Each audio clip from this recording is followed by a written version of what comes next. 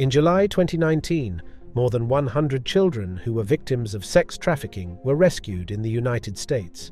In 2018, Colombian authorities saved over 80 women and girls from Venezuela from sex trafficking, and later that year, 40 trafficked women from Uganda were rescued in Thailand. These individuals were part of the 5 million victims of sex trafficking worldwide. Sex trafficking, a terrible form of modern-day slavery, affects many people globally. Economist Siddharth Kara estimates that even though sex trafficking victims make up only 5% of modern slaves, they generate 50% of all illegal profits from modern slavery. Sex trafficking is a problem everywhere, but more than 60% of victims come from the Asia-Pacific region. An example in Asia is found in Bangladesh, in the village of Daulatdia, home to one of the world's largest brothels. Almost 2,000 women and girls work there as prostitutes, sometimes willingly, but most of the time not. Situated in the Rajbari district of central Bangladesh, Daulatdia is so big that it's often called a brothel village. Bangladesh is one of the few Muslim countries where both the purchase and sale of sex work are legal, as long as the brothels are properly licensed.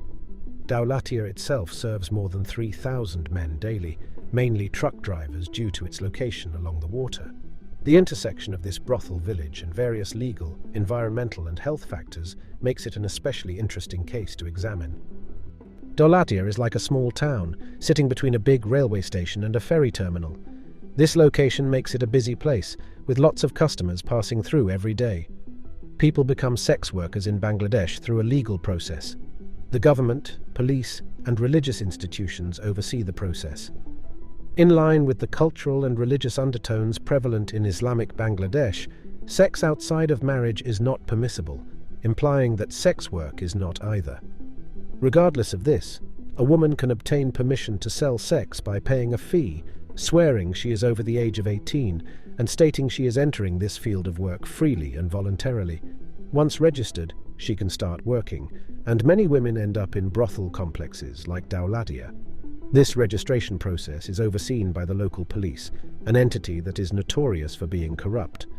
It is illegal for minors to prostitute themselves or be prostituted in Bangladesh. Despite this law, thousands of girls under the age of 18 are prostitutes. Some are as young as 10. In Daulatdia specifically, the average age of new sex workers is 14. Many of these women and girls are forced into these brothels by sex traffickers. If the women or girls are abducted or under the age of 18, their pimps will pay off the local law enforcement to carry out the registration process. The younger the girl, the higher the bribe demanded by the police. Additionally, Bangladesh is accepting the majority of the Rohingya refugees from the world's fastest-growing refugee crisis. Nearly 700,000 individuals are now seeking asylum. More than half are women and children.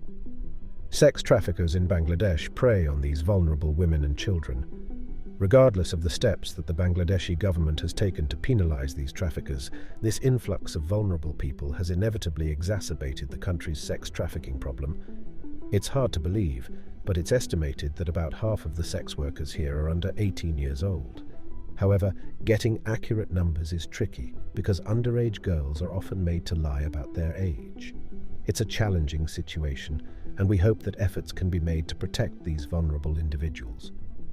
Here in this place, you can see a lot of things lying around: dirty condoms, cigarette butts, and even water contaminated with pee and poo. Unfortunately, people openly do their business here, despite it being against the rules. Even though the Bangladeshi constitution says that gambling and prostitution should be stopped, the people in charge seem to let it happen. A strong local family owns the brothel, and it's been around since the time when the British used to rule here. It's a complex situation that goes way back in history. The narrow alleyways here are like a maze. Every corner of the brothel has these small paths, and even though it might not seem huge, it's actually quite massive. You can find yourself in unexpected places, like someone's house. We reached the room of Anupa, a young woman who works as a sex worker. She was brought into the brothel through trafficking but now works independently. Before, she was tied to a madam, a woman who manages sex workers. This kind of bonded labor is common among the poor in Bangladesh. When someone owes money, their work is taken as security to repay the loan. Girls are often forced into sex work, sold to a madam, and then have to work to pay off the debt, which can take years. It's a difficult and unfair situation. In Daulatdia, something troubling happens. Younger workers are often fooled into taking steroids by their madams. These madams say the pills are medicine, but in truth the steroids aren't for health. They're usually used by farmers to make their animals, like cattle, bigger. We're about to meet a local pharmacist, but these pharmacists are different from the ones in the US. Unlike the accredited and educated pharmacists there, these guys are more like shopkeepers. They sell all sorts of drugs, from antidepressants to opiates, pretty much anything you can think of. Shockingly, you don't even need a prescription to get the medicine. It's quite different from what we might be used to. Using steroids meant for cows is seriously risky. They're not just addictive, but can lead to harmful side effects like diabetes, kidney failure, and, in extreme cases, even death. Shockingly, these dangers are often overlooked by the madams in Bangladesh. In Bangladesh, having a fuller body is seen as more attractive, so madams encourage the use of steroids to make girls look older and more developed. This not only helps them pretend the girls are of age, but also brings in more customers. Strangely, most of the pimps in Bangladeshi brothels are women, commonly known as madams. They basically keep girls as their slaves, taking most of their earnings. From what I've heard, the madam we're about to meet looks after about 8 girls, and most of them are quite young. It's a tough situation for these girls, caught up in a complex and difficult environment. As the sun goes down, everything changes around here. The atmosphere becomes a bit sketchy, especially with more men arriving. Evenings are the busiest at the brothel. Maya, a sex worker and long-time resident, took us on a tour through the main area. She's one of the dancers. In Bangladesh, the culture is conservative, and things like sex before marriage, drugs, alcohol, and gambling are strictly forbidden. However, for many young Bangladeshi men, the brothel is one of the few places where they can have a good time. In Daulatdia, you can find just about everything on offer. We're heading to Maya's room to meet with a client named Karim, who comes here often to be with women. He's going to share a bit about why he comes here. One of the prevalent drugs in Bangladesh is yaba, a mix of methamphetamine and caffeine. It's powerful and addictive. In the brothel, it's one of the many drugs that are cheap and easy to get. Prolonged use can seriously harm the respiratory tract, brain, and heart. It's just another risk the girls face as part of their challenging work. Kitty parties are a common occurrence in the brothel, and Karim agreed to show us what a typical night out looks like for him and his friends. These parties happen in specially rented rooms where men pay for drinks, drugs, dancing, and sadly for sex. Bangladesh, being one of the most densely populated countries on Earth, faces widespread poverty and inequality. These conditions create a perfect storm for girls to be trafficked into sex work. Most of the women and girls in Daulatdia are illiterate and have little education. They end up in the brothel after being promised work, sold by a family member, or even kidnapped by a trafficker. Living in unprotected and unmonitored conditions, the women in Daulatdia are part of a nationwide problem of exploitation. The day after his kitty party, it's a complex situation that highlights the challenges these women face and the need for a closer look at the factors that lead to their exploitation. In places like this, there are very young girls, and Karim admits to being involved with them. He believes the younger they are, the more desire they have. Unfortunately, many of these young girls are taking drugs, including steroids, making the place incredibly unhealthy and unhygienic. It's distressing to witness these women and young girls who seem like prisoners, facing various kinds of abuse and dealing with men like Karim. Stigmatized by this way of life, the estimated 100,000 sex workers in Bangladesh find it nearly impossible to leave, switch professions, or get married. They become outcasts, rejected by their families and communities. However, the sex industry is highly profitable for some, especially the brokers, men who traffic girls into the brothel. Surprisingly, climate change has a significant impact on sex work in Bangladesh. The country is highly vulnerable to climate change, with its low elevation and high population density putting a large portion of its people at risk. Particularly, rising sea levels are a threat to the 28% of Bangladeshis living along the coast.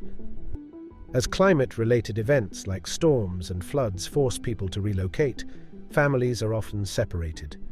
This separation increases the risk for women and children, as families and friends usually provide protection against sex trafficking and other forms of sexual violence. Without these protective networks after natural disasters, women and children become more vulnerable to trafficking. Climate change is also connected to food insecurity. Extreme weather events and rising sea levels can destroy crops and critical infrastructure, causing the prices of essential foods to rise. When women, especially mothers, can't afford food, some turn to sex work to make money.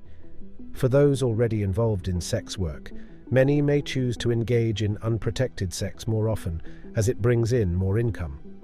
The impact of climate change on sex work isn't just about supply, it affects demand as well. Daulatdia, located where the Jamuna River meets the Ganges River, is a busy coastal town with one of Bangladesh's busiest ferry ports.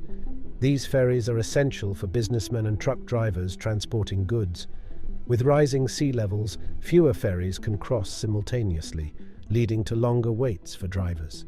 During these waits, many of these men visit Daulatdia, contributing to the brothel's business.